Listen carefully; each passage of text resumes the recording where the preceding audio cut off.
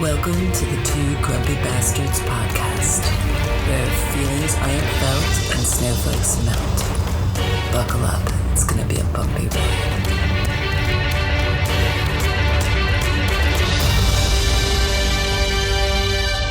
These confines with a monarch's voice cry havoc!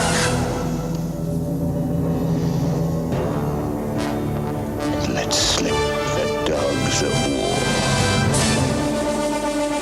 To my city steps. You insult my queen. You threaten my people with slavery and death. Oh, I've chosen my words carefully, Persian. Perhaps you should have done the same. This is blasphemy. This is madness. Madness. This is Sparta! They painted over ants. Have another you in a minute. Matter of fact, you'll be here in a minute. You must not know about me. You must not know about me. I can have another you by tomorrow. Don't you ever for a second get to thinking you're replaceable. Okay, so for those out in Two Grumpy Bastard land, we're trying some different stuff, and we have found that there's a major difference between Coop's computer and Russ's computer. But so we're on Willis time. Coop, could you tell us why I was playing that song? I think it's because you have absolutely no fucking taste in music whatsoever, has been established through the 6 years of this podcast. No, I'm just going to guess that this is episode 107, and that was the top song of 2007. That was Beyonce, Irresistible. The top song of 2007, which says a lot about the music scene in 2007. What the fuck? How do I not remember that song even a little bit? I remember the song because it's very annoying, and I actually don't like it at all because it gets stuck in my head really easy. But first of all, this time I was actually trying to listen to the lyrics because normally the only thing I know out of that song is to the left, and everything else is like, only get together, irreplaceable, which for a long time I thought was irresistible. Just anyway. About Beyonce, one question. Is there a more physically beautiful woman who has a more physically ridiculously fucking ugly, drug dealing looking, retard, mouth breathing husband? Is there one? I didn't know she was married, so I can't answer that. Jay-Z. That's her husband. Oh, really? Okay. Yes. Well, Google that sloth piece of shit. Jay-Z isn't that the guy that just got like arrested for the sex parties? Oh, wait, I'm doing a black. Was that Diddy? That was Diddy.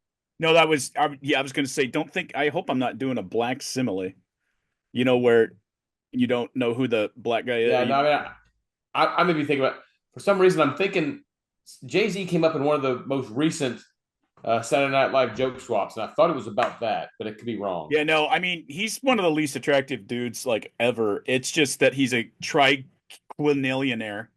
So, and then he has made her whole music career.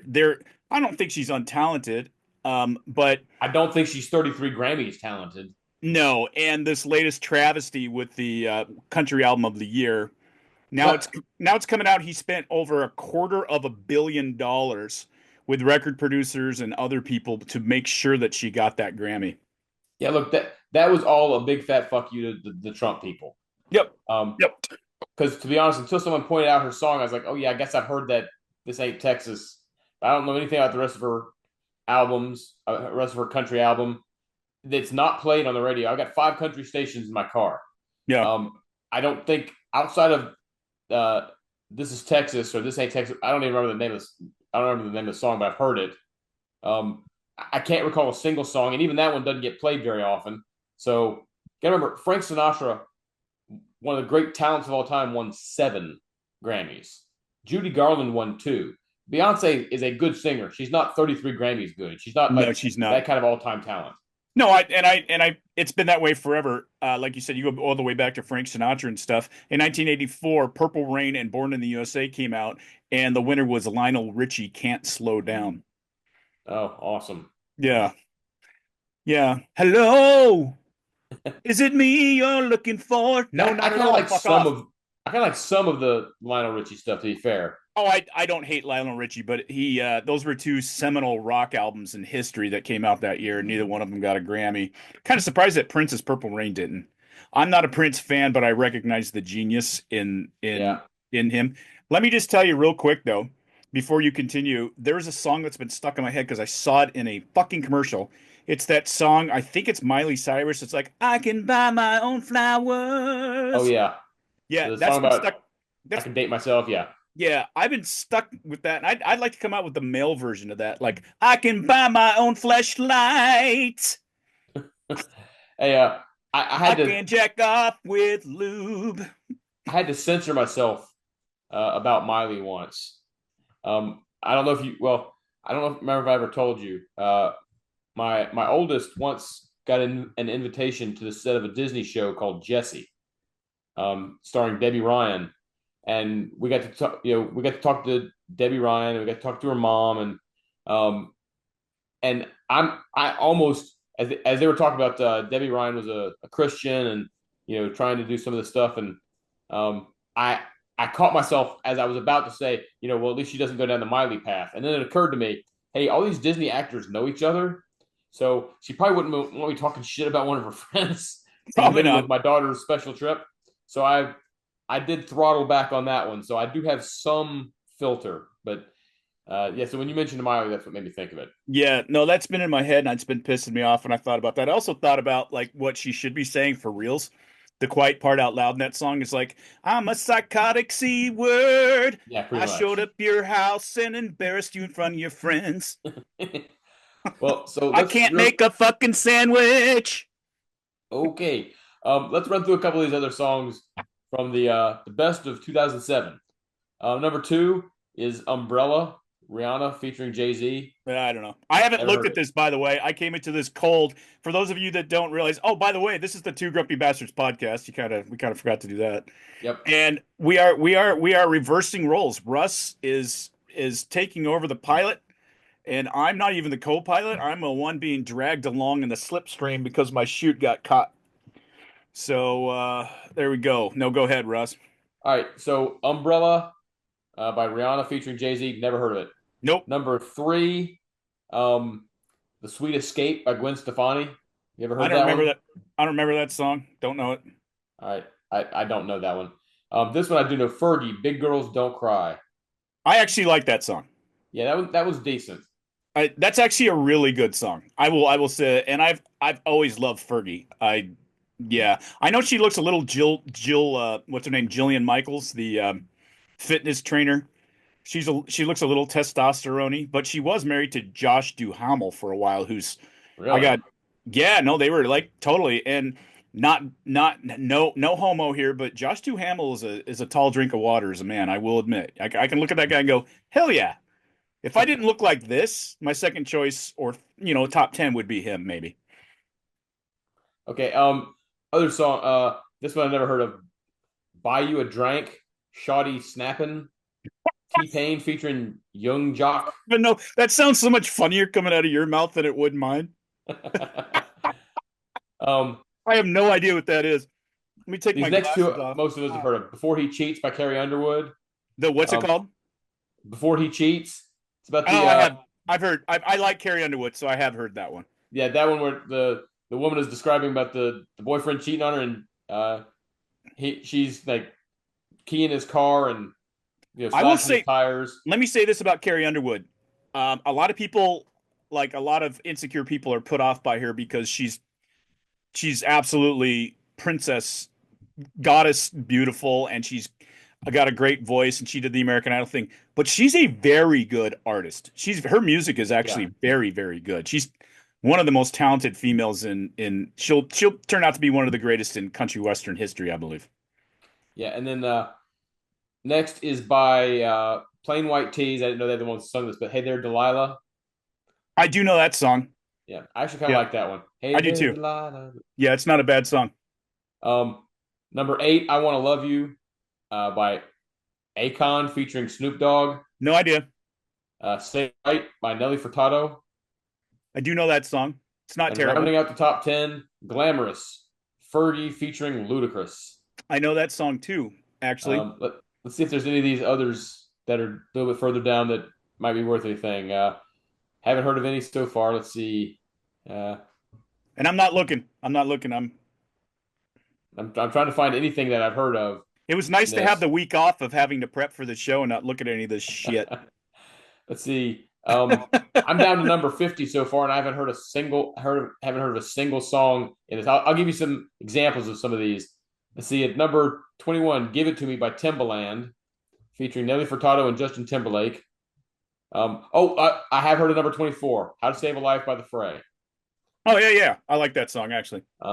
Others, "You Plus Your Hand" by Pink is at number 29. "This Ain't a Scene, It's an Arms Race" by Fall Out Boy. Oh, those guys! I would not listen to Number, those emo fucking number, ugh, number pillow biters. 39, "Summer Love" by Justin Timberlake. Yeah, I 44, can't "Make stand Me him. Better." I think Justin Timberlake is funny and he seems like a cool guy, but he was a terrible singer and Oh yeah, musician. I agree. Well, since you liked my pronunciation of "Buy You a Drink, Shawty Snappin'," down here at number 51 is "Get It Shawty" Stop by it. Lloyd. And then there's Shawty. I guess that was a popular saying in 2007. "Shawty" by Plies, featuring I don't know what that T-Pain. saying is. I don't know what that saying is. I have no idea. Anyway, the rest of these suck, so we don't need to go into those anymore. I was still listening to the same music that I was into during that era of my life, which was hot, like grunge and alternative and stuff like that. So I have no idea. I think, is '07 that year that I actually took the job and went back to Washington State towards the end, maybe, or No, was that '08? it's probably '08 because '07. I left Oh, you're right. Davis in No, I January remember that now. year and went to the Command General Staff College. But that was that's right. But that was the year I had moved into that big house in Sacramento and hosted the UFC parties and stuff like that at my house. And yeah, Okay, we did that. So, We did Coop, do that. you have any idea what the number one movie of 2007, the highest grossing film of 2007 was? I might, because I actually went to a lot of movies by myself this year because Okay, so this is the end guess. of my relationship, big relationship year. So I think I do. This movie Um, made $336 million. I'm gonna say Spider-Man 3. You're absolutely correct. Oh wow, okay, good. Yeah, I loved it. I thought I know there's too many villains and too many characters. I thought it was fun. I Well, I liked was going to say, look, the worst of the Tobey Maguire Spider-Man movies. it. That one, Spider-Man 3. Yeah. Yeah, I would agree, but I still liked it a lot. So Well, I couldn't buy Topher Grace as Venom. maybe I don't love it as much as I think. Was that the one with I can't remember the actor's name, but Sandman. Hayden Church, Thomas Hayden Yeah, Church. Thomas Hayden Church played Sandman. Yeah, you're right. You know what? No, I'm not a big fan of that one. I was confusing that with 2, I think. Yeah, that was the one with Doc. 2 was the one with Doc Ock. That's a great movie. That's probably the best of his trilogy. Yeah, I Number love one that was actor. great, but number 2 was even better, but number 3 sucked. Yeah, go ahead. All right, so number 2 was also a third movie in a series. Do you have any idea what movie that might be? Oh, I do. Shrek. Shrek the Third, Yes. which I consider to be the weakest of the Shrek movies. Yeah. So the top 2 are both 3 movies and both. I agree with that 100%. I actually didn't even. I love the Shrek movies, but 1 and 2 were fantastic. I thought third was just a moneymaker. That's all it was. Number 3, Transformers. Oh Number yes. 4, Yes. Yeah, with Megan Fox. Number 4 was another third movie in a trio of movies. Do you have any idea what that might be? Third. It doesn't have 3 in the title though. I don't remember. And one of the few movies I've actually walked out of because it was so bad was Pirates of the Caribbean at World's End. Yeah, that was dog shit. Hey, real quick, have I told you the story of when I went by myself to see Transformers and I actually was still living in Vacaville, but I was on the verge of moving? No, you haven't told me this. Yeah, so I went into the theater and it's like 3 o'clock. I don't know. I think I probably just fucking was playing hooky from work, to be honest with you. I had a lot going on. Thrilled. I had a lot going on that year, as you know. So Yeah. I was having a tough time. So I went into the theater there, and it was like 100 degrees out or whatever it was. 109 million degrees. It was hotter than the devil's fucking ball sack. And Well, that's so good. I went into the theater and I had a few airplane bottles of vodka with me and stuffed in my pockets. And I went and I sat down and I ordered like a 7 Up. Sat down and about one third of the way into the movie, I'm feeling it a little bit. I'm feeling pretty good. And it's when the scene where they come down like meteors and Shia LaBeouf and is sitting there, and Yeah. then you hear and Optimus Prime gets up out of the crater and he looks Uh-huh. down at Shia LaBeouf and he goes, "I am Optimus Prime, leader of the Autobots." And I realized it was the dude's voice from the cartoon. Yeah. It was the old man, and he's like 83 by now, right? And I got up and I'm like, yes, yes. And I'm jumping up and down, and I got tears rolling down my cheeks, man. I was that pumped. And I look around and there's nothing but moms and dads and 9-year-olds in there with me. I really honestly thought I might get arrested. Yeah, well, a real quick story on that. When Lord of the Rings, I think it was Return of the King, was in the theaters, there was one of these obvious Tolkien fanboys in the audience shouting and yelling at every cool thing that came on screen. And finally, I stood up, walked over, and went, "Shut the fuck up, you fat bitch." And because I was kind of tired of him doing that. And so he gave me the comic book store guy look and then finally was quiet. Anyway, okay. Number 5, Harry Potter and the Order of the Phoenix. Great movie. Yep, good movie. I still don't like the guy they chose to play Dumbledore. I don't think he did Dumbledore right. Yeah, For I was that. okay with him because I'd seen him in a billion things, and he's Michael Gabon is his name. But I mean, it's just a shame that Ed Harris wasn't Ed Harris. Richard Harris, Sir Richard Sir Harris. Richard Harris, yeah, that he died because he embodied Dumbledore almost No, he perfectly. did. You're right, and it was a bit of a downgrade. But Michael Gabon is such a brilliant actor. One of the best portrayals I ever saw. He's very, very English and all that. But he played LBJ in a biopic about LBJ, and he was brilliant. I didn't see that. Yeah, brilliant. Okay, The Bourne Ultimatum at I number love that 6. movie. Love that movie. The One of your favorite movies of all time at number 7, Coop. Can you guess what it is? One of my favorite movies. I can because oh God, I rushed out and I think Blu-ray was a thing, and I rushed out to get the Blu-ray to play like 90 times. 300. 300. You're absolutely correct. Yes, the part of the intro of this here very podcast. I Yep. fucking love 300. I've seen it probably 30 times. And it's somewhat historically accurate as far as the events. Not the Spartans didn't fight without complete head to toe armor. They didn't fight with Yeah. their abs out, and Xerxes didn't look like Prince on steroids crossed with like every rapper ever made and all that kind of thing. Well, But and the everything behind it, the basis behind it, and the storyline and the actual what happened there at the hot gates of Thermopylae, all yeah, fairly accurate, to be quite honest with I, you. I don't remember what his wife's name was, but she was played by Lena Headey, who Right, played Cersei in Game of Thrones and played right. Sarah Connor in the Sarah Connor Chronicles. They were such a gorgeous couple on screen, I will admit. I thought those scenes between them were very, I don't know, very intimate, very sexy. I don't know, something about it. Number 8, Ratatouille. Uh, Yeah, it's a good Number movie. 9 I've only seen was it once. one of my movies that I brought up last week that needs to be remade better. I Am Legend. Very disappointing.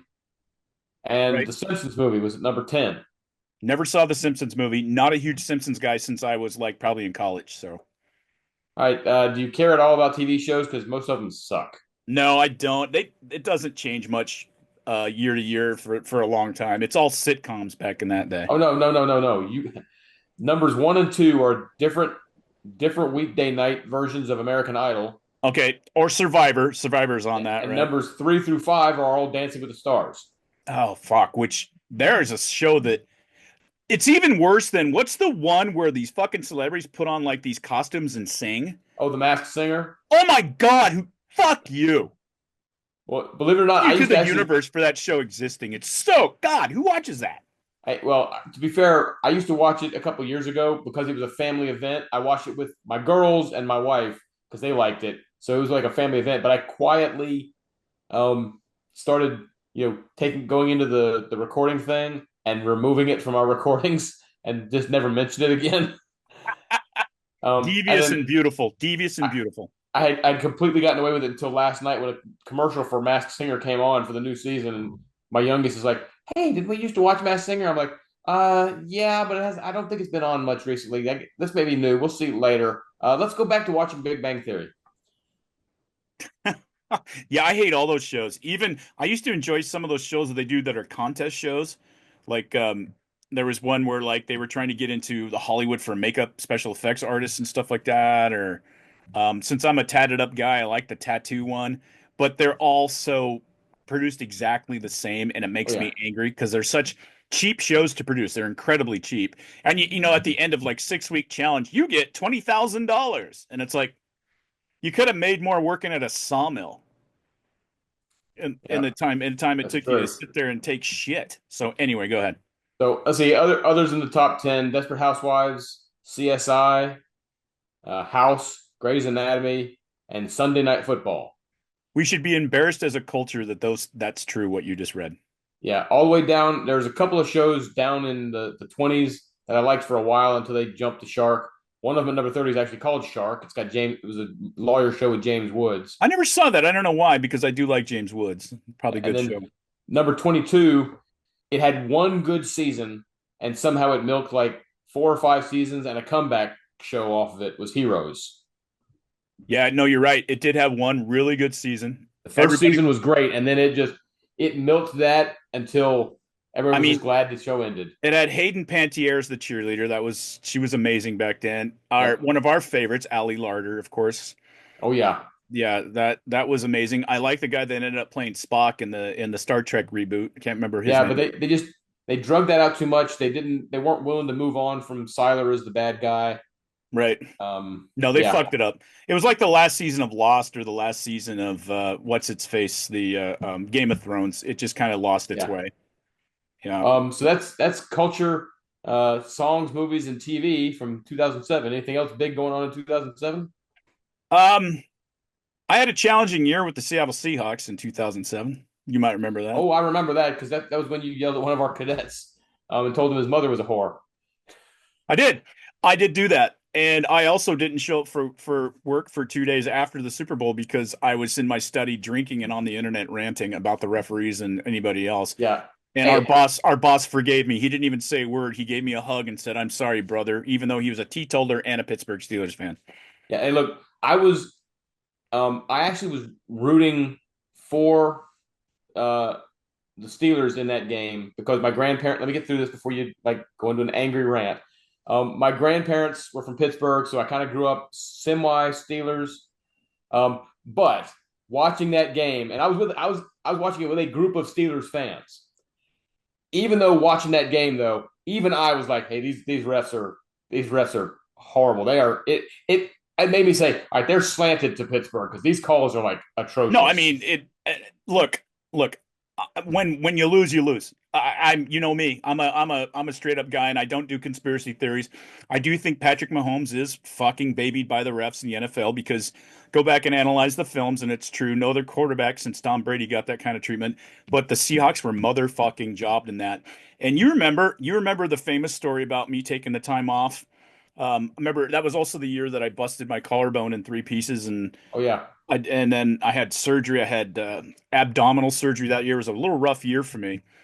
But you remember the famous story about the Carolina Panthers fan that took the swing at me at that game? yes, I remember that. Yes, and all I did was like move like that much. I just went. I saw it. I gave him shit, saying, "Hey, thanks for beating you. Who did you guys beat the week before? Chicago.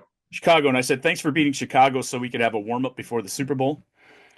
He was wearing a fucking jersey in Yeah, it. You know, look, as I much as I wasn't. despised you for saying that to a Panthers fan, I will admit that when you go into the opposing team stadium, that's not the time to stand out, and And it's I definitely wasn't. not the time to I talk wasn't. shit when you're losing. I wasn't trying to fight the guy. I had season tickets to the Seahawks that I shared with some buddies from high school.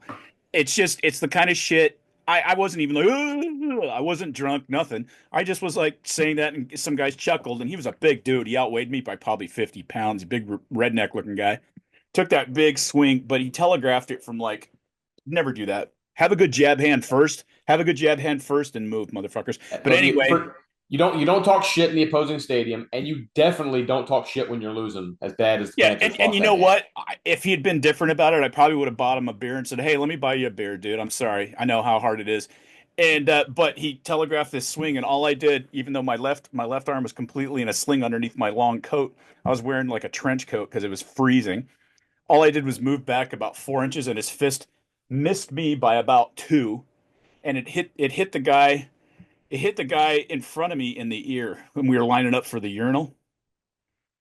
And so that guy had like four friends he was in the bathroom with, and turning goes, "Oh, fuck you," because he thought the guy purposely punched him instead of missing me.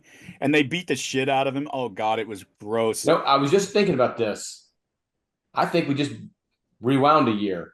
I think that Super Bowl was in 2006 Was that because 2006? it was just. Now that I'm remembering, because 2007 was the Super Bowl where Peyton Manning finally won. Oh, fuck. Well, I just told So, that story. I should have told that story last week. I'm sorry, yeah, everybody. it's not a big deal. But I left because I remember now. The reason I Because remember I that was thought because I thought that was a 2006 season, but 2007 Super Bowl. no, That's it what was I'm thinking. 2005 season, but 2006 Super Bowl because it was before. It was just before my oldest was born. Now that I'm thinking about it, now I remember. And the reason I remember the 2007 one was because I was in my new house at Fort Yeah. Leavenworth, um, Yeah, now, and it now was that I a think about it, you're right. crappy rainy game. That was my last couple of months. You're right, because that was my last couple of months living in the Vacaville house. And because of my severe injury, I had to stay there for a few more months, and she had to nurse me back to health. And Which I'm sure that's was wonderful for you. no, I mean, I mean, the rest of it wasn't, but that we put things aside, and it's like, hey, I'm stuck here for a couple months. I can't move. I can't do shit. But yeah, God damn it. For some reason, I was a year off on that. But I'm still angry about it, everybody. I don't care. Dude, Still, y'all have won a Super Bowl. You should be able to have gotten over that by now. yeah, and then we lost the very next one. That was ridiculous. But anyway, go ahead. Okay, let me see if I can hang on. Let me see if I can play this real quick. Just so I'll play it on my phone so you'll know what. By the way, anything else culture wise going to bring up? I think we blew past Will this time. Yeah, yeah, that's fine. All right, let me play this and see if you can figure out what the first part of this is. If it will stop being. Let's see. Okay. All right, here we go. The only one that had a tougher night than the Kansas City Chiefs was Taylor Swift. All right, let me see. All right. Forgiving. All right, here we go. Earlier in the evening, the 78-year-old Oh, fuck. This is not going right. Hang on. I guess, let me make sure I got the right video up because I think I pulled the wrong video. In the meantime, our YouTube viewers can look at my awesome Liberty University hoodie that I just got. Let's see. Why is that not coming up? I want to see. I can see if I can find a short. Okay, so, all right, so.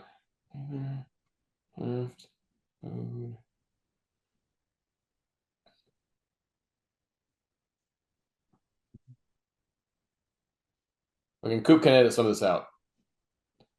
Oh, good. I thought you were going to do all the producing. Okay, here we go. Here we go.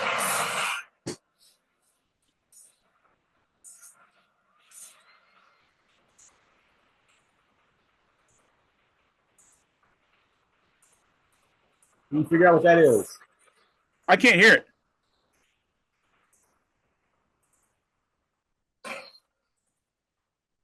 What in God's... It's just sound. Could you figure out what that sound was? I did not hear the sound, no. Let me see if I can do it again real quick. All right, here we go. Can you hear this? Here we go. All right, now. Something's going on with your microphone on your end. It's cutting out. That is the sound of Miss Taylor Swift being booed out of the Superdome. Oh, yeah. I'm surprised. I don't know what was going on with your mic. I think there was an overload between that and your voice, and it was Probably was. canceling each other out. Yes. Well, but I saw on X, a lot of the lefties are saying that Trump got booed. Yeah, And that they're she got- wrong. He got cheered in a big way. Big way. Twice, by the way. Yeah. Yeah. No, that was funny. I know we were texting back and forth a little bit, but that was my favorite part of the Super Bowl right there. She became the Monkey Man meme, where she's looking at. Did you see what the camera caught what she said when she was looking at it. It was like, what is happening here? What is going on? And it's because the entire stadium was booing her. I'm in an argument online right now. I know, shocking. I'm in an argument online with this woman who is appalled that Taylor Swift got booed, and I'm like, yeah, she's not part of the game. We're tired of her. It's like, it's only 24 seconds. You men are so insecure. I'm like, listen, I'm tired of us having a space. Insecure. Yeah, that's it. I'm like, I'm tired of us having a space. Y'all coming in, demanding we change the rules, us getting pissed that you demand we change the rules. So we say, we're going to go find our own space. And you say, hey, let me go join that space too. Leave our shit alone. Okay. But yeah, it was great to see Taylor Swift get booed. Donald Trump got cheered, which was incredible. He was, saluting at the national anthem and everything. But the game itself, what'd you think of the Super Bowl? I spent a lot of time doing other things when the Super Bowl was on. That's what I thought of it. I was actually busy working on projects and kind of barely. I wanted to see some of the commercials to see if we got less woke. We overall got a lot less woke, but there were still a couple of ridiculously woke things. There's actually one video I was going to play, but they won't play on the screen here. Was the one that I'm like, the NFL was tone deaf. Was that commercial about let's start a girls' flag football league? Right. Which is fine with me. 100% fine with that. But here's the thing. Why did you show girls beating up boys in a flag football game? Exactly. They would have been, you've brought it up a million times.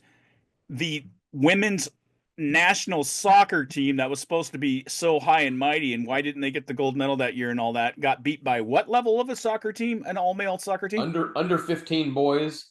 Mm-hmm. They got beat by them 5-2, and then they took on the Rex. You know what Wrexham is? The Wrexham team in England. Yeah. Right. I've watched I love the Hulu series. Have you ever watched the TV series? Yeah, that's how I got into them. But yeah, me too. Me too. They played the Wrexham retirees. These are guys like all over the age of 50, and they're from one of the smallest countries in the world, by the way. And the Wrexham retirees beat the U.S. women's national soccer team 12-0. And I'm going to assume, was Wrexham advanced to the point where they are now, or was this? Oh no, this was the retirees. These were the folks that played like 2 decades ago. Right. No, I mean that team. I didn't explain that well. That team going back in history was still in the scrub leagues, right? Like at the very bottom. Oh yeah. Yeah. So they weren't. They bounced back and forth between bottom scrub and mid scrub, but yeah, they were still scrub leagues. Yeah. So, tiny town, tiny country, scrub league, retirees, guys that are broke dick like me, and they still beat the American women's national team by 12-0. And the game, yeah, it was shorter. It was shorter halves too. It wasn't regulation halves. It's like 2 20-minute halves as opposed to 2 45-minute halves. Well, the part of the problem was the U.S. women's soccer team kept bringing up things from 6 games ago. Yeah. So they weren't like really, their heads weren't in there. It's like, you know what happened 6 games ago? Yeah, well, or matches, whatever the fuck. Sorry. That commercial being on during the Super Bowl, showing them beat. I was like, come on, guys. This is why this is how you piss off your fan base. The game itself was nowhere near as close as the final score was. No, it wasn't, because Patrick Mahomes scored 2 touchdowns in garbage time. It was a beatdown. It was a beatdown. It was 34-0 at near the start of the fourth quarter. Yep. Like 10 minutes to go, it was 34-0. Patrick Mahomes looked overwhelmed. But I'm not a Philadelphia Eagles fan. I think me neither. Their fans are absolutely toxic. I think their fans suck.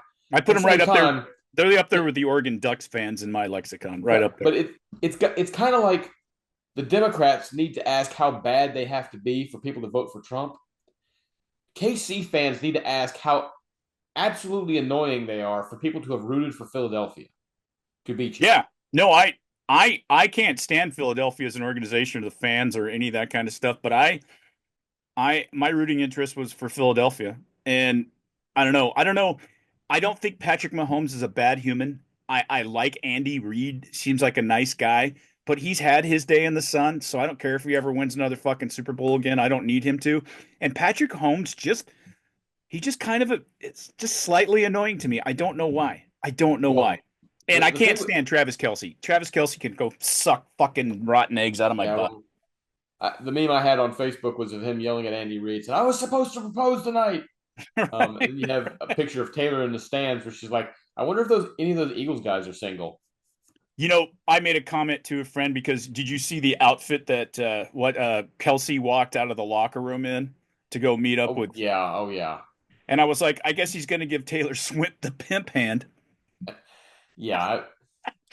Look, all right. Let me preface this. I love my boy Cam Newton out of Carolina, but his outfits after the games were bad. And Travis was wearing a Cam Newton type outfit. He was. He was. I was like, shouldn't you just be wearing a hoodie and some sweats if you just got your ass kicked in the Super Bowl? You know? Yeah. It was. Yeah, the game itself was not close. It'd be nice if they actually went to regular kickoffs next year. What this should do is this game should it should have been over before, but this should completely end the debate that Patrick Mahomes could catch Brady as the GOAT. Never going to happen. First of all, Brady lost 3 Super Bowls by a grand total of like 15 points. And Patrick Mahomes has lost 2 Super Bowls by 40 points. Yeah. And what should have settled this before was that Mahomes has faced Brady twice in the postseason, once in the AFC Championship, once in the Super Bowl, and he lost to him both times. Right. Right. Mahomes is a good quarterback. I'd love to have him. No, he's But great. He's a great quarterback and seems like a decent human being. He really does. he'll probably be top 10 of the quarterbacks when everything's done, just because he's got enough Super Bowls and he knows how to improvise. But he's not a film studier, from everything I've heard. Not the way Brady or Manning is, and he's just not on Brady's level. It's just y'all need to shut up because he's not. The one thing that I did take away from that was an appreciation for Jalen Hurts. I didn't pay a lot of attention to him. I know how talented and ridiculously good is, but his conversation and just his classiness and the humble way Yeah. he approached I was just like, that's a dude who had good parents. That's a solid dude right there. But you got to remember he was at Alabama. Right. He left Alabama for Oklahoma because they benched him for Tua, who's not exactly doing wonders in the NFL. And then went to Philadelphia. This is his second Super Bowl in 3 seasons. He's got some talent now, and don't get me wrong, the Philadelphia defense was absolutely on point. They made Mahomes look like he didn't know his ass from a hole in the ground. Absolutely, yeah. But everybody talk about how this could be a Philadelphia dynasty, folks. How many times have we seen Super Bowl contenders just fall off a cliff in the last 20 years, or a team come out of nowhere to get to the Super Bowl? The only 2 consistent teams, in my opinion, over the last 20 years have been the Patriots, and I hate to say it, the Chiefs. Yeah.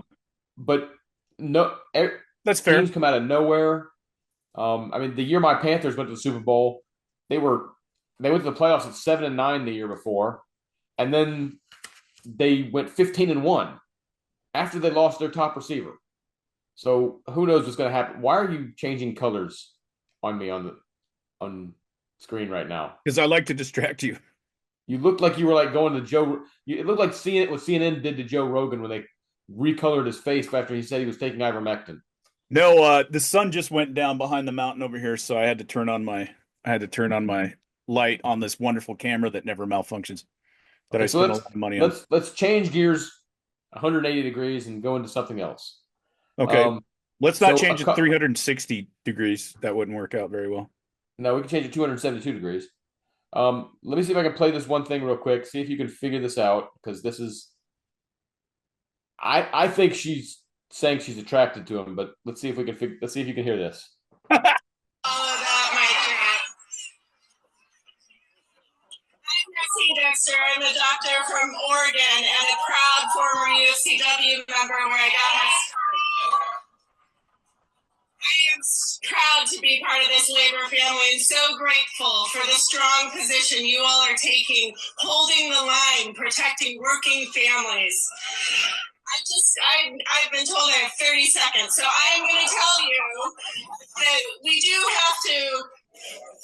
I don't swear in public very well. Did you hear what she said? We have to I've fuck seen Trump. this. I've seen this clip, and yeah, this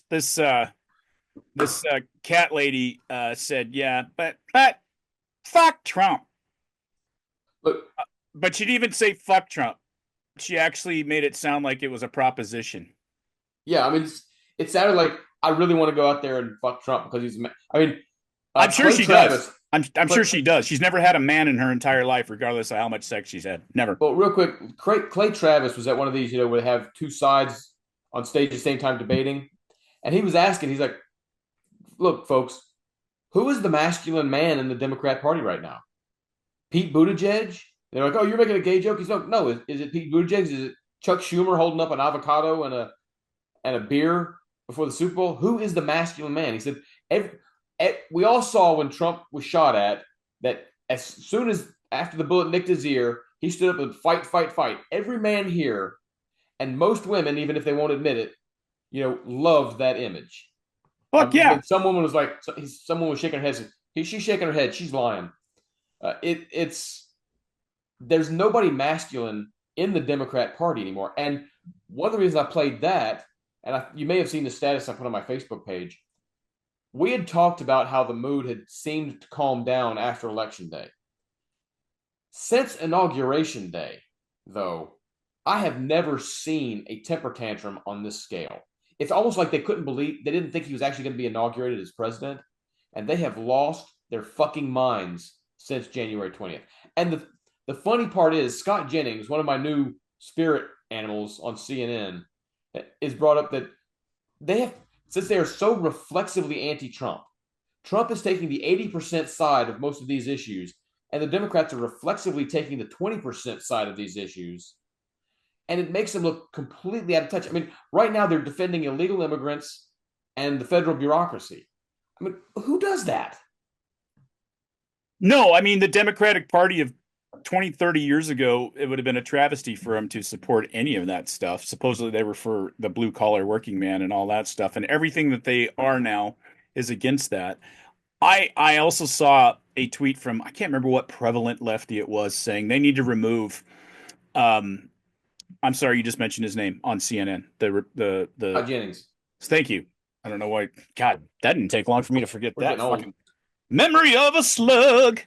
But he was talking about how CNN just needs to fire him. They don't need his bullshit and his vitriol anymore. And I'm like, I've never seen a Fox News viewer talking about firing Jessica Tarlov. Oh, I know. But the difference is that she's an idiot. I mean, she's a fucking idiot, and he's not. So they want him fired because he makes him look bad. No, it's exactly right. Where Jessica Tarlov, I always like Jesse Waters is my favorite. He just fucking scorches her, and so does our guy. What's his face? Greg Gutfeld. I'm having a tough name moment right now. Yes, Gutfeld. They eviscerate her. Everything she says, and she still doesn't get it. And she seems like I don't think she like tortures puppies or anything like that, but she is an intellectual midget like everybody else. That at least there's people like Mr. Ford on the show. He doesn't embarrass himself. He never embarrasses himself. No, he's measured. He's measured, and he is an intellectual. And I may disagree with him on a lot of stuff, but he reminds me of the Democrats from 40 years ago that we're measured. We're like, yeah, I'm in line with most of the thinking, if not the methods of what it makes to make this country. No, I like Harold Ford Jr. I'm sorry I didn't get his whole name in there. Yeah, Jessica Tarlov is a one-night stand, not marriage material. I know I did think she was cute back in the day, but yeah, no, I couldn't even have a cup of coffee with her because I'd be like, oh, please stop talking. Yeah, that's what it'd be like. Yes. Please stop talking. I have to intellectually be attracted to a woman to want to spend any time around them at all. Matter of fact, I find intellectual prowess far more attractive than physical prowess, and it's just like, you're a dummy. You're actually a fucking dummy. That reminds me, I don't think I've ever told you this story, and some of our viewers may get mad at me. I don't care, or listeners, whatever you want to call them. Did I ever look? The absolute stud muffin I was back in high school, right? Absolutely. Yeah. Okay. So for those who don't know, that was obviously a joke because I got almost no play back in high school. I would have ran the fuck away from you if you'd looked at me sideways. I just would have started running. I was 6 inches shorter. I weighed easily 100 pounds less than I do now. And I'm 190 now. So I was short, scrawny, a book nerd, and about as loudmouthed as I am now, but not as measured. So yeah, Mr. Popularity, I was not. But for some reason, every once in a while, there'd be, a girl that I'd find out would like me. But the funniest was there was this one girl, and I won't say her name, but she liked me back in like ninth or 10th grade. They came up and told me, and she was very physically attractive. Okay, blonde hair, nice body, um, but she smoked, which I found to be an incredible turnoff. And somebody asked me once, "Hey, you've seen that she's flirting with you and putting her hand on you and stuff. Why don't you you know you don't have any women? Why don't you go over there and at least try to make a move?" And I'll never forget the look on this guy's face when I said she smokes, which means she's stupid and apparently too stupid to date me. So no thanks. And the look, I mean, his eyes got like the size of ping pong balls when I told him that I thought there was a woman out there that was too stupid to date. He's like, "What are you? You're not a prize." I'm like, "No, but I mean, I also know that I'm not, going for that." So, um, I had to tell that story real quick. It's one of my very few badass stories from high school with me and women. Was just that I considered this girl too stupid to date me. I'm going to let you have this moment and not talk about me in high school with women. I'm just not going to talk about it. I'm just going to let you have your moment. I could be mean now, but I won't. And then, but anyway, the whole point of whatever the heck her name was, Maxine Dexter, and the Democrats is their absolute meltdown. Yeah, yeah. They've lost their minds. They don't. You see what's going on in New York. Letitia James was telling trans hospitals that you have to still go ahead and cut the penises off of healthy boys and the breasts off of healthy girls. She's still determined to get Trump. They have tried to make Elon Musk the bad guy, as if Elon Musk is trying to go into the Treasury Department and see everybody's private information. Elon Musk is the richest guy in the world. He's not trying to steal grandma's $695 Social Security check. He doesn't give a fuck about money. Literally doesn't give a fuck. He's the safest person in the world to not steal information or money from somebody. Literally the safest guy. Now, speaking of the Democrat meltdown, I don't know if you saw this, and I did engage with it on our Two Grumpy Bastards X Twitter page, whatever you want to call it, Twitter X. Did you see the Schumer tip line? I did see the Schumer tip line. Yeah, and I actually sent him a tweet right before we got on. Or do we still call them tweets on X? I don't even know. I think that they still call tweets. They don't call them X's, but right, X's is weird. And I responded to that, and I said, "Not only you an intellectual midget and as slimy as Adam Schiff, but you're actually evil. How do you not have any self-awareness to not resign?" That's what I sent him. Yeah, well, when that tip line went up, and it's got these boxes you can check, I checked. It says, "What would you like to report?" And I checked threatening, and then in the box underneath I said, "Hey, Senator Schumer, it seems as if there's been someone from New York that's been threatening Supreme Court justices." And then I quoted what he said in 2000 about Justices Kavanaugh and Gorsuch, right back, and then underneath I said, "Hey, could you please check this out and see if there's anything that can be done about such obvious intimidation?" I don't know. It's hard for me to rank him in order, whether it's Pocahontas or him or Adam Schiff or AOC or any of those people that I despise more. I'm not sure. The congressman from California today that had the picture of Elon Musk during the Doge committee hearing and was pulling the stuff down thinking it was all dramatic, and everything that came out of his mouth was either a fabrication or an outright lie. Yeah. I'm thinking he might be on my list of the worst people in politics. He's in the top 5. I think he made it to the top 5 today, that's hard to do because I had some good ones. The ones you mentioned, I'd probably have.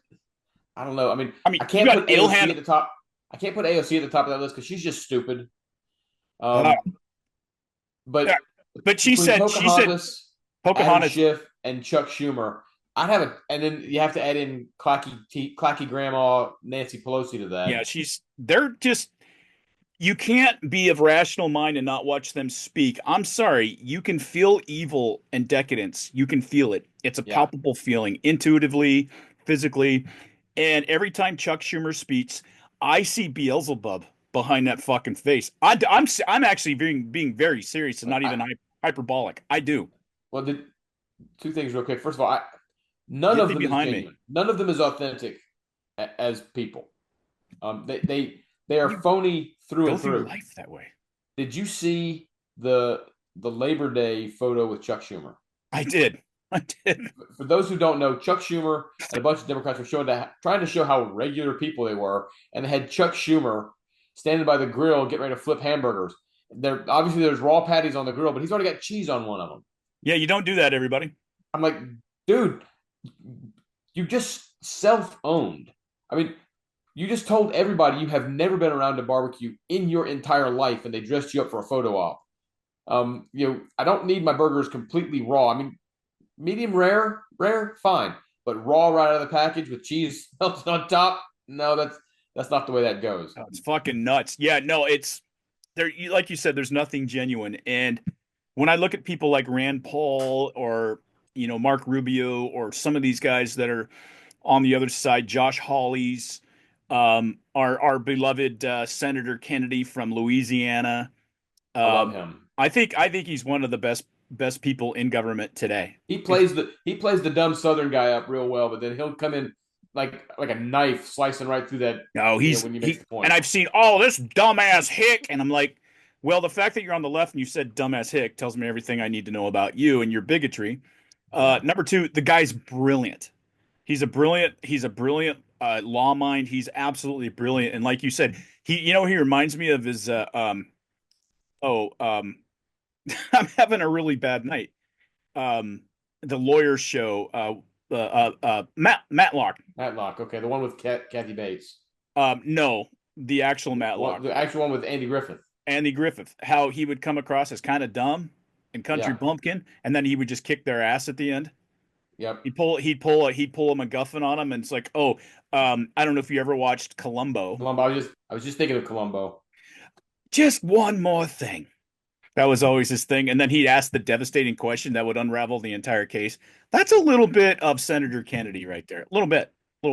So what do you think the latest thing today was that set the Democrats off? Was it well, that's a day old, or is it a day old? I would say it's between Elon Musk's brilliant appearance in the Oval Office, brilliant, or was it the fact that President Trump but said that he had spoken to Putin?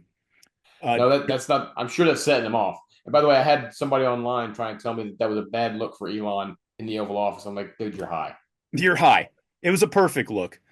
I saw tweets like, you look at the body language with Trump. You can tell this marriage is about to break up. I'm like, Trump looks exactly that way in every photo where he's not making jokes.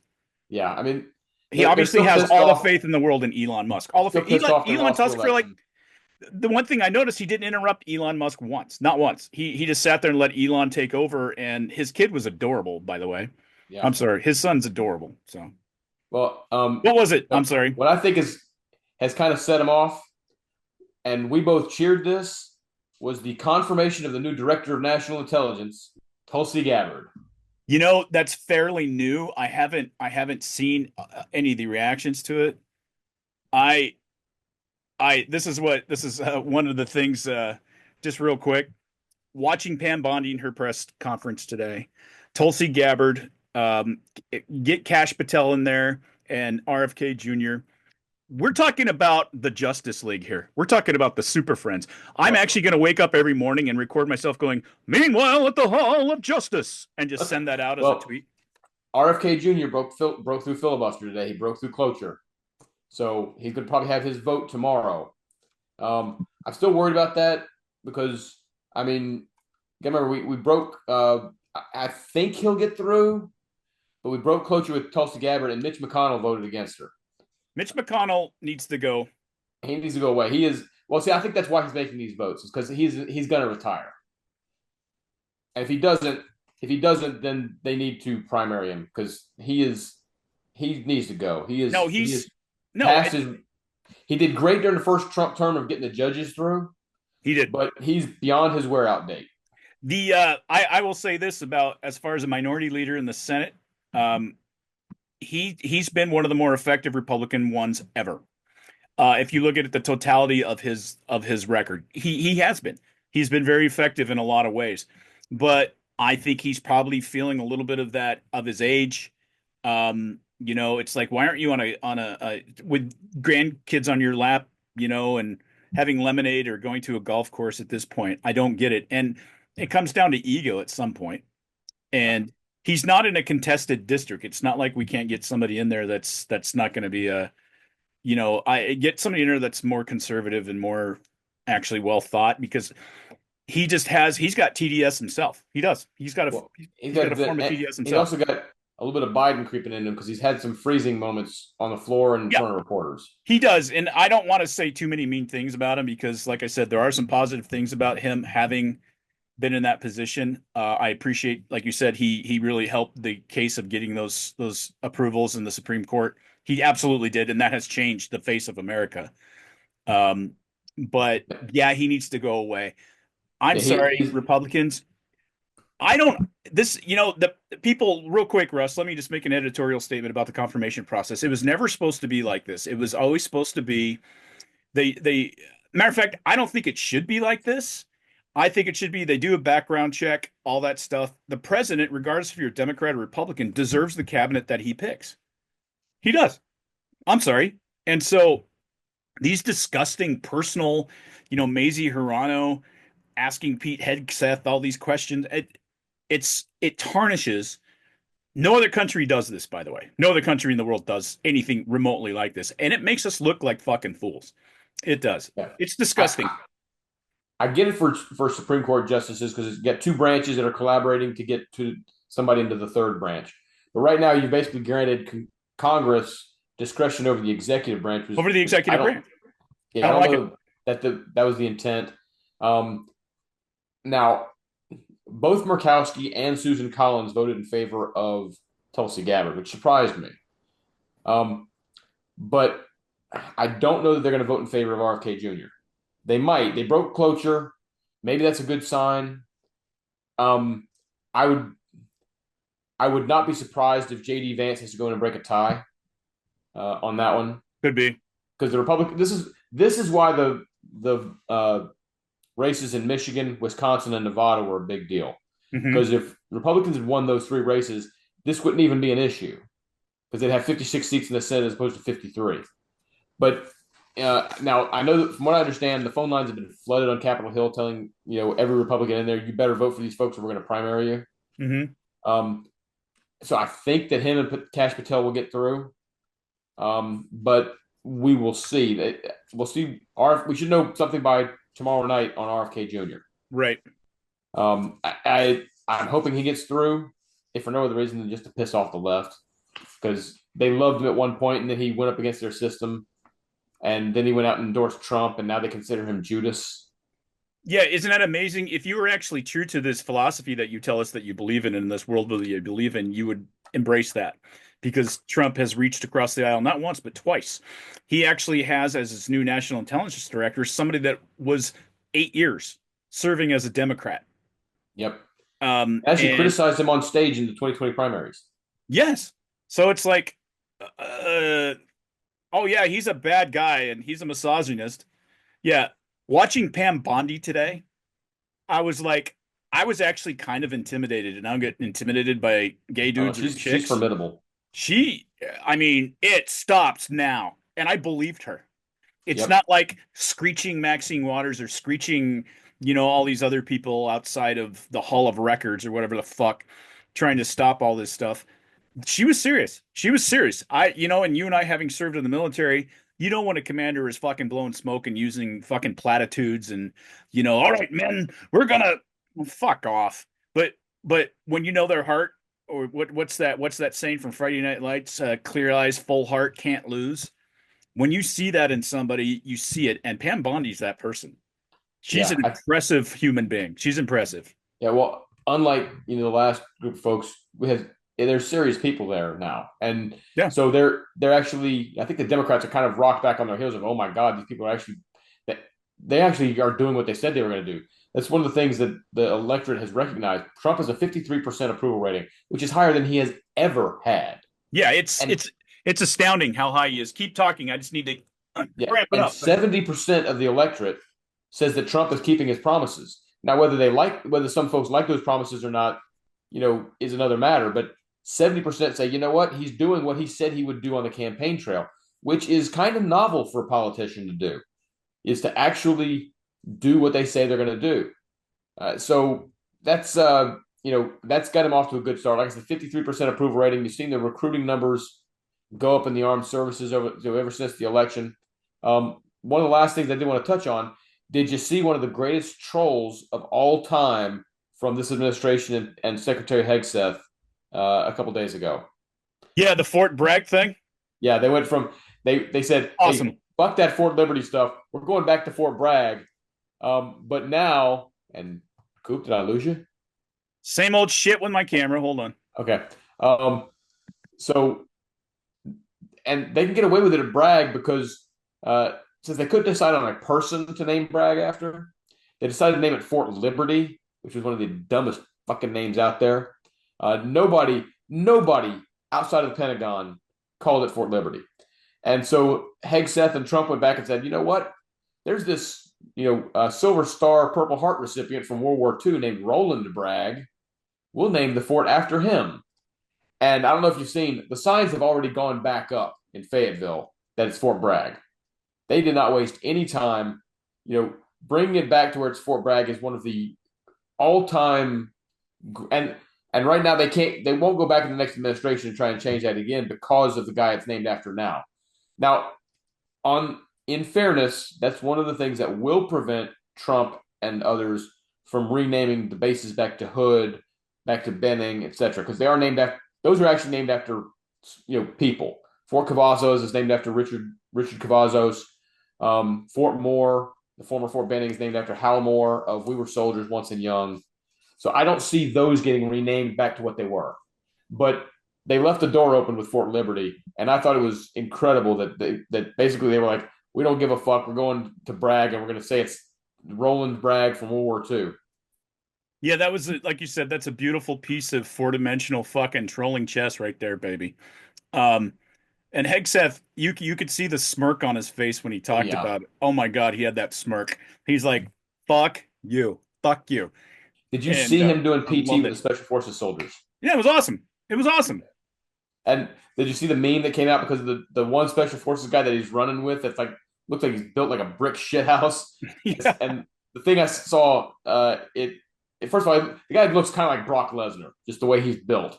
Right. And said Hegseth says if Hamas doesn't keep the ceasefire going, then he's going to send Throck over there with a bunch of get out of war free cards. Yeah, it's awesome. And when they were showing some of that video, I don't know if they were showing on the MSM, but I saw some on Fox when I was getting ready to go out today, and just him when he was like just meeting with the guys like in the gym and the handshakes, and these weren't like guys that were forced to be in a room with somebody that was a politician. These were guys that were like pumped up to meet this guy. Yeah, I mean he's got that good energy. He's got that. He's one of them. He's one of them, and he's a smart guy. Plus, he's got big cock energy. He does. He just has that energy to him, and that's the kind of guy you follow and you believe in, and you go, okay. You and I have had those leaders, luckily, throughout our career, where you didn't have to worry about what this man's intentions or plans were because you believed in him. And I've had a couple of guys I didn't like very much. I'm like, this guy's incredibly competent. He's kind of scary and kind of crazy, but he's tactically and technically as proficient as an officer that I know.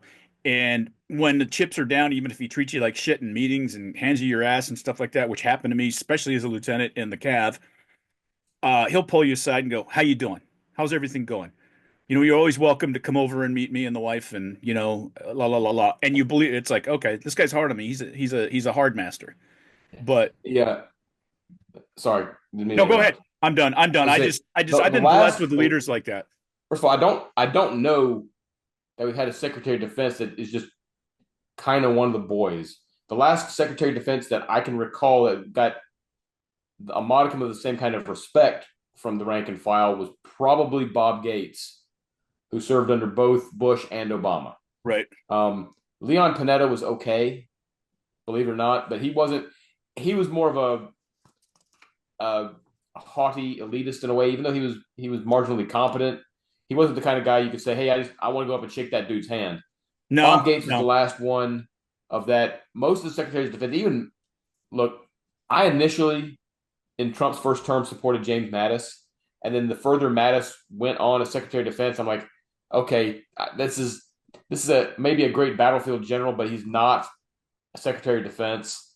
It's one of the reasons why I opposed Lloyd Austin, and I came to the conclusion when Mattis was in the Sex office that we probably don't need recently retired generals to be Secretaries of Defense.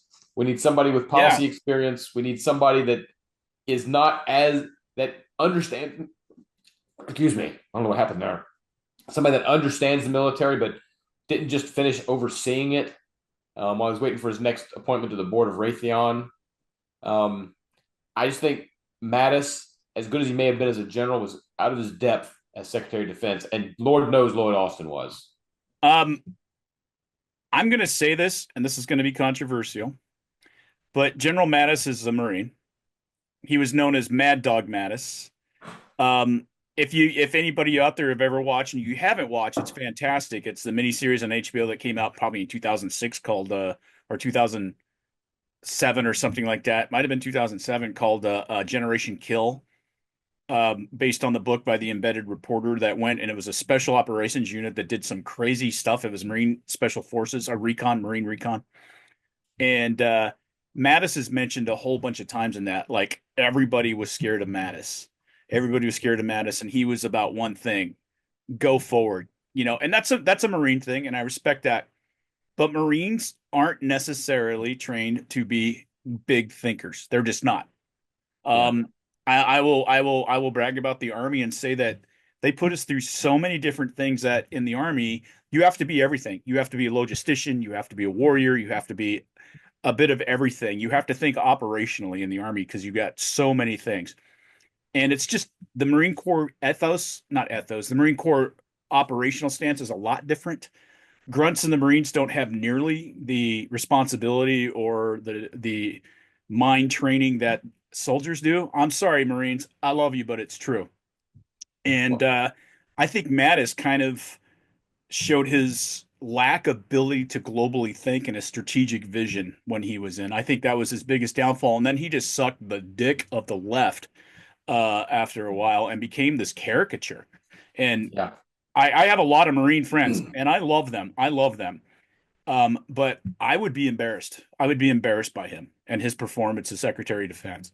Yeah, well, see, we kind of got two diametrically opposed but equally bad examples here. Here's what I mean by it. I think you're right about Mattis. I think he would have been great in charge of a frontline battlefield unit, having that level of aggression. He proved that. He proved that. There's no doubt about that. He lacked the ability to see outside of that, which you need for a Secretary of Defense. But then Lloyd Austin tried to see everything but the aggressive mindset. Right. He tried to be too worldly, and he failed at that.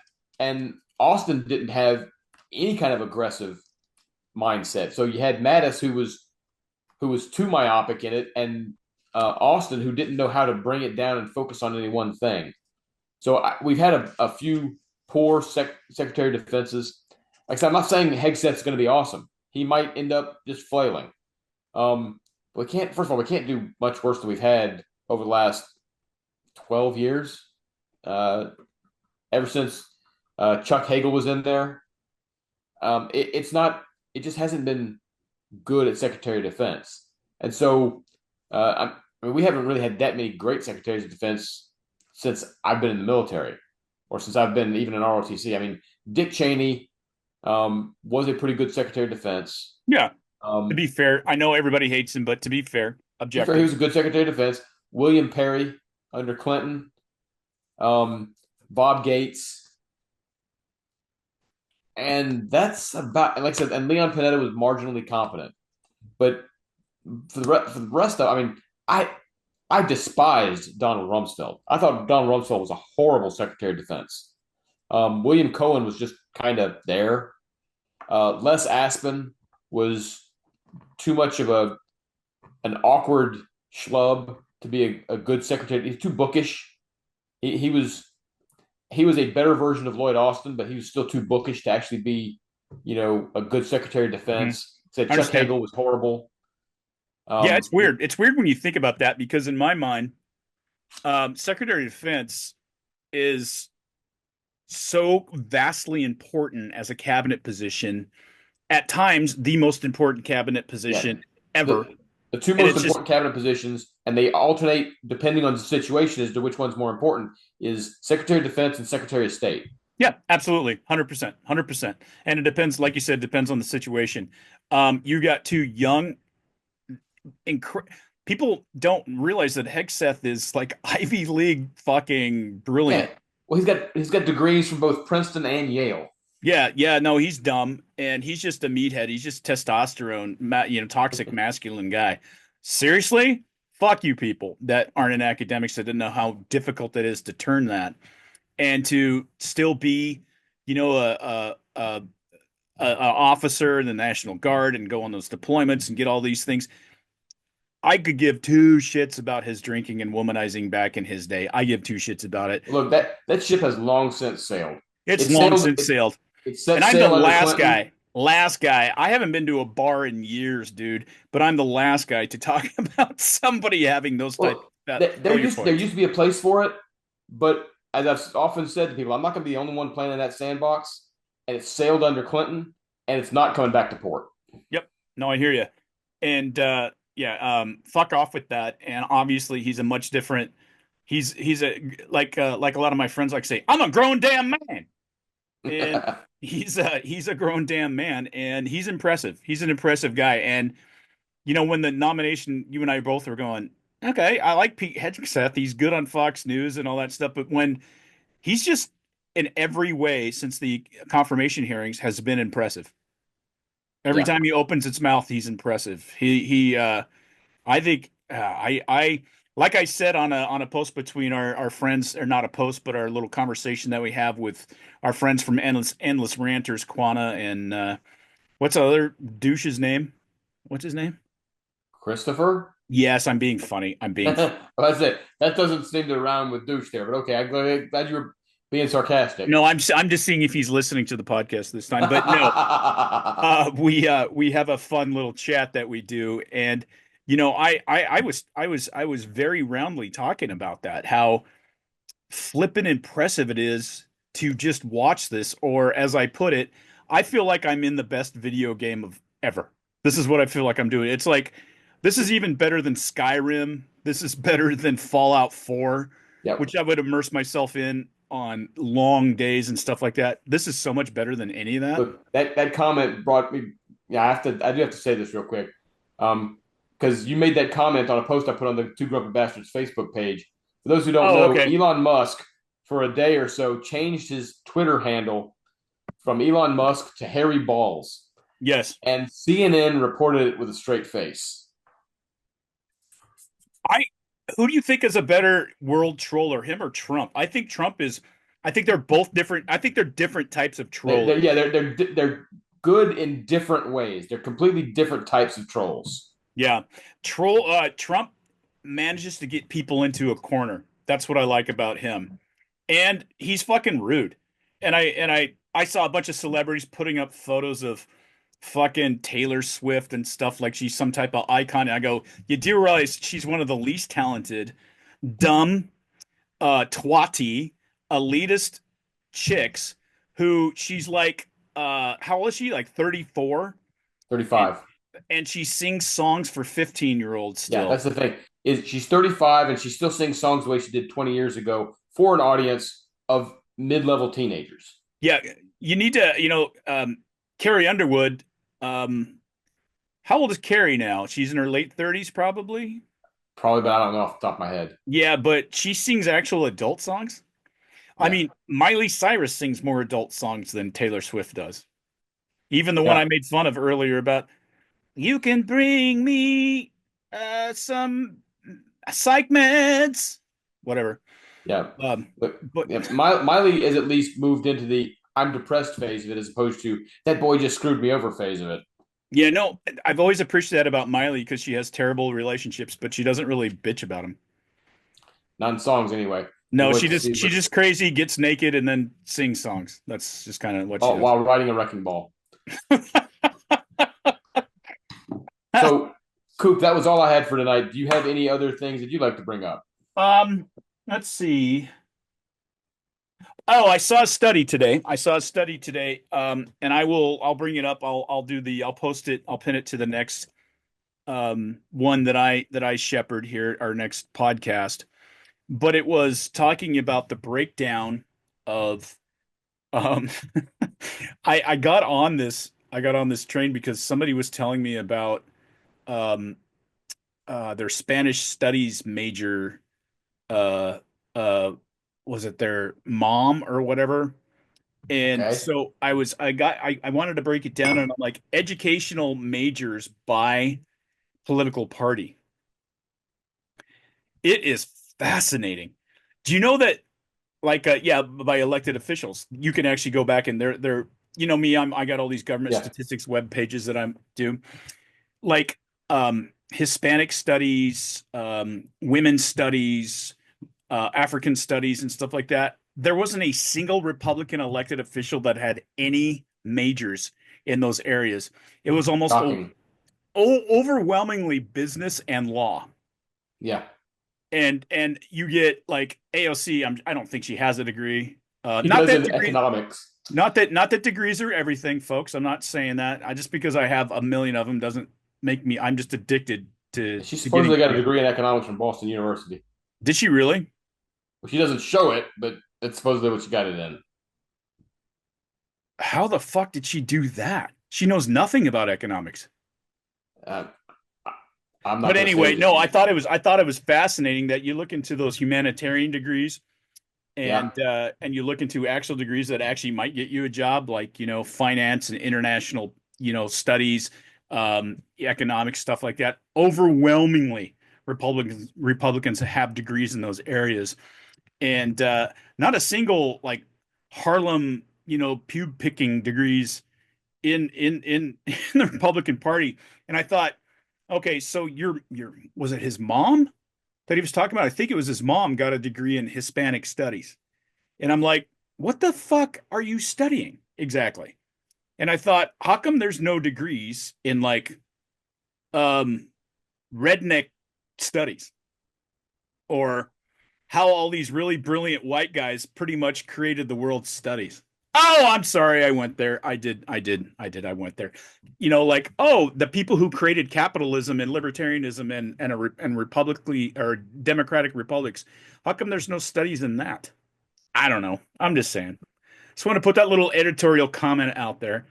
Just and God, there's a video that I'm going to try to pull up that talks about they were it was either Charlie Cross or it was one of the other web pages that were going out to a graduation and talk about what did you get your degree in? It's like, well, we don't have degrees here. We have areas of emphasis, and mine was in like bilateral communications among LGBTQ people in foreign countries.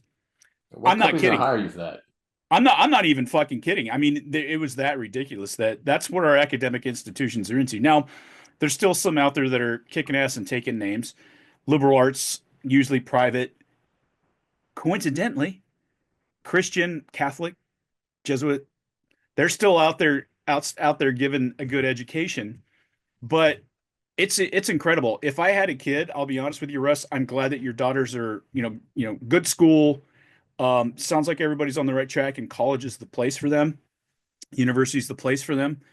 And university definitely the place for me. I couldn't have been a tradesman because I get so fucking bored. I Yeah. would I'd be on the streets, and I admire tradesmen, admire people. Like I know a They can, guy that they can has do better stuff with their hands than I I can. know a guy that has a $500,000 home who makes cabinets for a living. And Nice. it's fucking amazing. I don't envy that. I'm like, and he makes beautiful cabinets and people pay him a lot of money for them. And he's got a company, and now he's got offices and businesses in different cities and stuff like that, so he can afford a $500,000 home. And that's probably not even a big deal these days, a $500,000 home. But and then I think about me that has all these degrees, and I can't walk most days, and I live on a pension. But no, that's beside the point. But I still love the idea that there's people that love academia, and I'm obviously that guy. Um, I can work with my hands. I'm as tough as nails. I grew up on a farm, sawmills, whatever. I can do all that. I just didn't want to. I wanted to train my brain. And back in our days, especially in my day when there was no internet, you had to go to a place that had the knowledge. Yeah. And you had to get into that door somehow, either with That's a parents' key money or difference between scholarships. That's a key difference between what it used to. I mean, now you can get most of that stuff online if you're really looking for it, and you can get a professional certification, which is probably better than having to take all this other extra humanities crap for 4 years. Yeah, I completely get it. My oldest is started college this year. Hopefully, she's going to be getting into the nursing program. But I told both my daughters that as long as I'm paying for it, I have veto power over the major. I won't tell them what to major in, but they're not going to get a French literature degree on my dime. If they want something like that, they can pay for it themselves, because it's amazing how much more frugal you are with your own money. Yeah, yeah, no, I hear it. So anyway, I just kind of wanted to bring that up because, yeah, I heard that from my friend today, and it's like, what did your mom ever do with that? And it's like, nothing. There's no jobs in that. I mean, No, you could probably go work for a nonprofit at the time, for $25,000 a year or something like that. But other than that, and it's like, so what did she learn? I mean, seriously, I wasn't even being funny. It's like, what do you learn with that degree? I don't get it. I don't get it. I mean, that's somebody who fell into the trap of, hey, everybody's supposed to go to college, so I went to college and that's what I studied. yeah, That's what it was. Because remember when we were kids, it was the mantra was, you got to go to college or you're going to be a failure. And yeah, obviously that's not true, but that was the mantra. So that's why so many of us went to college. That's why so a lot of kids who probably don't belong in college today went. that's why, unfortunately, all three of my kids do crack. Like what, your butt crack? Yeah, that's a joke. Yeah, Yeah, no, I know. That's why I had to make one of my own. I don't have kids, and my two furry kids just went outside. Little girl got in a lot of trouble today over a couple things, so she's a little leery of me right now. So Oh, that sucks. she stole food from her older brother. She did. She stole food That's from him. bad. Got to crack down on that. Nope. I go hard when it's something that bad. It's like, you know better. Yeah, I got two dogs that are one is kind of insecure and needy, and so we're always having to be like, hey, look, you made it. You're not in the dog pen, at your former owners anymore. You're now with us. You're inside. You've got attention. You don't need to, constantly, we're petting the other dog. You don't need to come over and try and get between us just because you think that Right. you want to be petted now.